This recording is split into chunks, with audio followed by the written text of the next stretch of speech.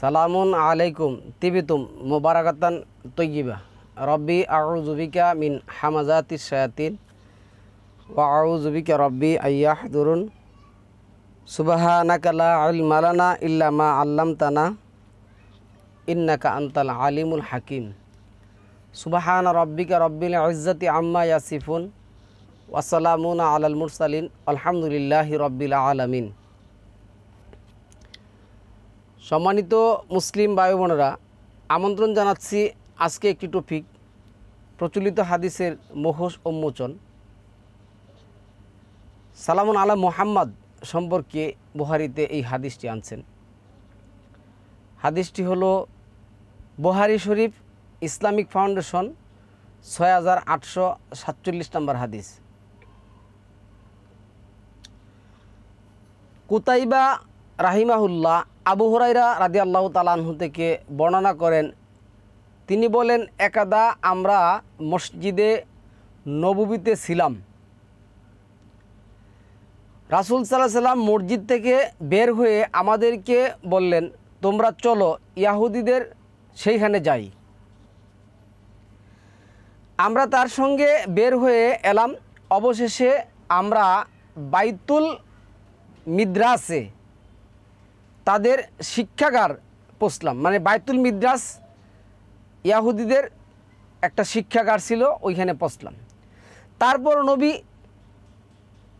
সালামুন আলাইহি সেখানে দাঁড়িয়ে তাদেরকে লক্ষ্য করে বললেন, হে ইয়াহুদি সম্প্রদায়, তোমরা ইসলাম কবুল করো, এতে তোমাদের মঙ্গল হবে। তখন ইয়াহুদি শিক্ষক বললেন, আপনার পৌঁছানোর কথা ছিল, আপনি তা করেছেন। তারপরে রাসূল সাল্লাল্লাহু আলাইহি সাল্লাম বলেন, এই জমিন আল্লাহর জমিনে ইসলাম গ্রহণ না করলে আমি আপনাদেরকে আল্লাহর জমিন থেকে উৎখাত করব। মানে ইসলাম ধর্ম না করলে সালামুন আলা মুহাম্মদ তাদেরকে কী করবেন? উৎখাত করবেন। সম্মানিত ভিউয়ার্স, এই হাদিসটা যদি সাধারণ মানুষের হাতে পড়ে বা ইয়াহুদি এবং খ্রিস্টানদের হাতে পড়ে, তারা প্রসঙ্গত কারণেই, এই হাদিসের কারণেই মুসলিম এবং মুসলিম সম্প্রদায় এবং মুসলিম সম্প্রদায়ের বইগুলিকে কী করবে? ঘৃণার চোখে দেখবে। 5 নম্বর সূরার মায়েদার 3 নম্বর আয়াতের মধ্যে আল্লাহ যেটা বলছেন, আল ইয়াউমা আকমালতু লাকুম দীনাকুম ওয়া আতমামতু নি'মাতি ওয়া রাদিতু লাকুমুল ইসলামাদ দীনা। আমি দিনের কার্যক্রম তোমাদের জন্য সম্পূর্ণ করে দিলাম, ইসলামকে পূর্ণাঙ্গ একটি জীবন বিধান হিসেবে ঘোষণা করলাম। অবশ্যই এই হাদিস সালামুন আলা মুহাম্মদ ওফাত হওয়ার পরে লেখা হয়েছে। আর এই হাদিস সালামুন আলা মুহাম্মদের মুখ থেকে আসে নাই। তাদের বেলা যেটা বললে মুতাওয়াত্তির হাদিস, এটা আবু হুরায়রা রাদিয়াল্লাহু তাআলা বর্ণনা করেছেন। তো সম্মানিত ভিউয়ার্স, আমরা আজকে কয়েকটা এই প্রসঙ্গে আয়াত দেখব। একটা আয়াতই প্রথম দেখব, 18 নম্বর সূরার যে 29 নম্বর যে আয়াতটা আসছে, এই আয়াতের মধ্যে কি বলা আছে দেখুন,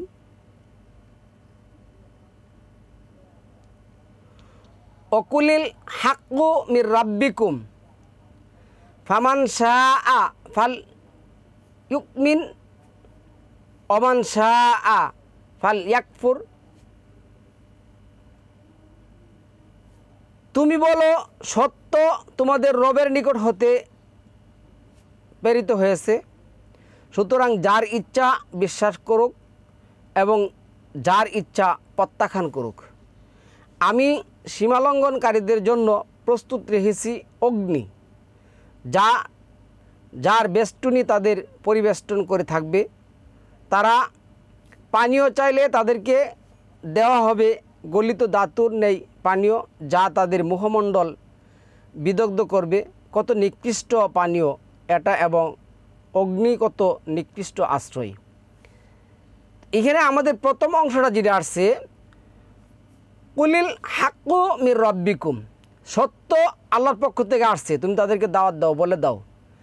ফামান শাআ ফাল ইউকমিন ওমান শাআ ফাল ইয়াকফুর, মন চাই তোমরা মানো, না মন চাই তোমরা কুফরি করো। এখন এই আয়াত পড়লে মনে হয় কি প্রচলিত ইয়াহুদি এবং নাসারা সম্প্রদায় আমাদের চিরকালের শত্রু, অথচ আল কোরআনে হুদ শব্দটা আসছে 37 নম্বর সূরার মধ্যে আসছে। এই হুদ অর্থ হুতুত, মাছ, ইউনূস নবীর যে খেয়ে ফেলছিল। আবার হুদ একটা সূরার নাম, আবার হুদ একজন নবীর নাম। এই হুদ শব্দটা যদি বাংলা করেন, মায়ের ভাষা করেন, তাহলে হয় আমরা বলি নিহুত, যেই কাজের মধ্যে, যেই সাবজেক্টের মধ্যে কি থাকে না, কোনো আনক্লিননেস থাকে না, অপরিচ্ছন্নতা থাকে না। নাসারা ইয়ানসুরু যেটা আসছে, এটা হলো সাহায্য। 30 নম্বর সূরা 47 নম্বর আয়াতের মধ্যে আল্লাহ বলছেন, নিশ্চয়ই মুমিনদেরকে সাহায্য করা আমার দায়িত্ব। ওইখানে নাসারা শব্দটা আসছে। তো আমরা সম্মানিত ভিউয়ার্স, এই প্রচলিত হাদিসগুলি, এটি তো হাদিস বলা যাবে না, কিছুতে হাদিস বলা যাবে না। এইখানে দেখুন কয়েকটা আয়াত আমি যদি দেখি, একটা আয়াতের রয়েছে, এখানে আল্লাহ বলছেন, কুমতুম খায়রা উম্মাতিন উখরিজাত লিন-নাস তা'মুরুনা বিল মা'রুফি ওয়া তানহাউনা আনিল মুনকার। তোমরাই সর্বোত্তম উম্মত, মানব জাতির কল্যাণের জন্য তোমাদের উদ্ভব ঘটানো হয়েছে।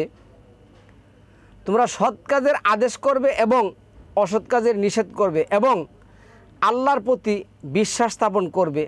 আর যদি গ্রন্থ প্রাপ্তরা বিশ্বাস স্থাপন করত, তাহলে অবশ্যই তাদের জন্য মঙ্গল হতো। তাদের মধ্যে কেহ কেহ মুমিন এবং তাদের অধিকাংশই কি কাফের।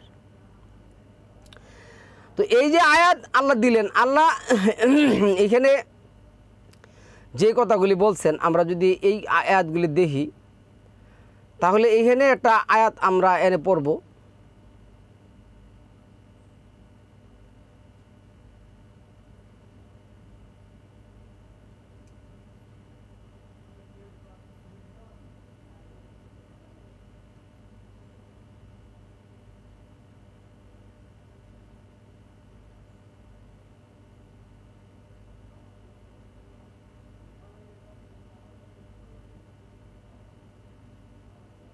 এই যে আয়াতটা হলো 60 নম্বর সূরা 8 নম্বর আয়াত। আল্লাহ কি বলছে দেখুন, দিনের ব্যাপারে যারা তোমাদের বিরুদ্ধে যুদ্ধ করেনি এবং তোমাদেরকে স্বদেশ হতে বহিষ্কার করেনি, তাদের প্রতি মহানুভবতা প্রদর্শন ও ন্যায় বিচার করতে আল্লাহ তোমাদেরকে নিষেধ করেন না। আল্লাহ তো ন্যায় পরায়ণতাকে ভালোবাসেন। তো এই আয়াত রেখে সালামুন আলা মুহাম্মদ কি তাদেরকে গিয়ে সেটা এই আলটিমেটাম দিতে পারে? আল্লাহ বলছে, তারা যদি তোমাকে দিন মানতে বাধা না দেয়, তোমার সাথে দিন মানার জন্য যুদ্ধ না করে, তাহলে তুমি তাদের জন্য সদাচরণ করো। এতে আল্লাহ কি করবেন না, তোমাকে পানিশমেন্ট দিবেন না, বা তোমার প্রতি অখুশি অরাজি যাই বলেন হবেন না। এরপরে আয়াতটা আসুন 9 নম্বর আয়াতে, আল্লাহ শুধু তাদের সাথে বন্ধুত্ব করতে নিষেধ করেন যারা দিনের ব্যাপারে তোমাদের সাথে যুদ্ধ করেছে। তো তারা তাদের যে শিক্ষাগার আছে ওইখানে তারা কি করতেছেন, তাদের মতে তারা শিক্ষা দিচ্ছেন। ওইখানে সালামুন আলা মুহাম্মদ যে তাদেরকে আলটিমেটাম দিলেন, তোমরা যদি আমার সাথে দিনের ব্যাপারে একমত না হও, যদি দিন গ্রহণ না করো, তাহলে আমি তোমাদেরকে কী করবো, এই ভূমি থেকে উচ্ছেদ করে দেব। তো আমি ডাক্তার জাকির নায়েক সাহেবের একটা কথা প্রায় সময় বলি, এই ধর্মের ক্ষেত্রে বলতে হয় কথাটা। উনি বলছিলেন আপনারা যদি কোনো ধর্মকে যাচাই করেন তাহলে ধর্মের যে অনুসারীরা আছে তাদেরকে দিয়ে আপনি কী করবেন না, ধর্ম যাচাই করবেন না। ধর্মের যে গ্রন্থ আছে, সৃষ্টিকর্তার থেকে যে গ্রন্থ আসছে, ওই গ্রন্থ দিয়ে তাদেরকে যাচাই করুন তারা ঠিক আছে কিনা, তারা ঠিক আছে কিনা। আল্লাহ শুধু তাদের সাথে বন্ধুত্ব করতে নিষেধ করেন যারা দ্বীনের ব্যাপারে তোমাদের সাথে যুদ্ধ করছে, তোমাদেরকে স্বদেশ হতে বহিষ্কার করেছে এবং তোমাদের বহিষ্করণে সাহায্য করেছে। তাদের সাথে যারা বন্ধুত্ব করে তারা তো অত্যাচারী।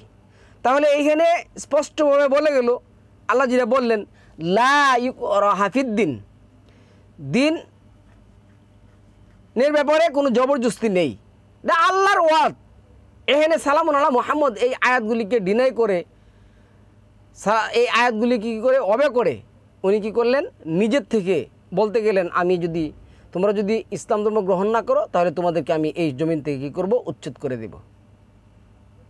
কোরআনের সাথে যায় না। এই জন্যই আমরা সম্মানিত ভিউয়ার্স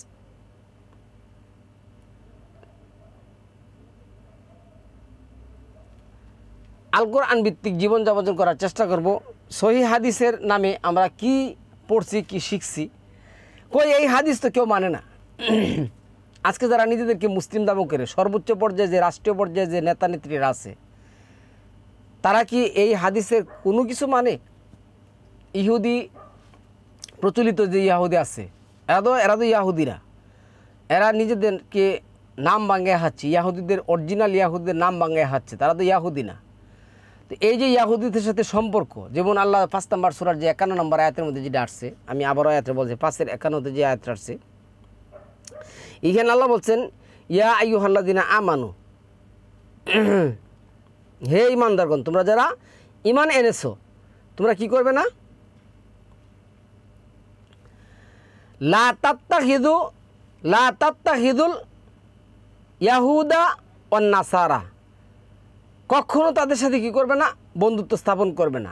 আউলিয়া বা'দুহুম আউলিয়াউ বা'দিন, তারা একের অপরের বন্ধু কিন্তু তাদের সাথে যুদ্ধ তো করতে চায় না। তারা যদি তোমাকে দিন মানতে বাধা দেয়, দিনের ব্যাপারে তোমার সাথে কি করে যুদ্ধ করো, তোমরা তাদের সাথে বন্ধুত্ব করবে না।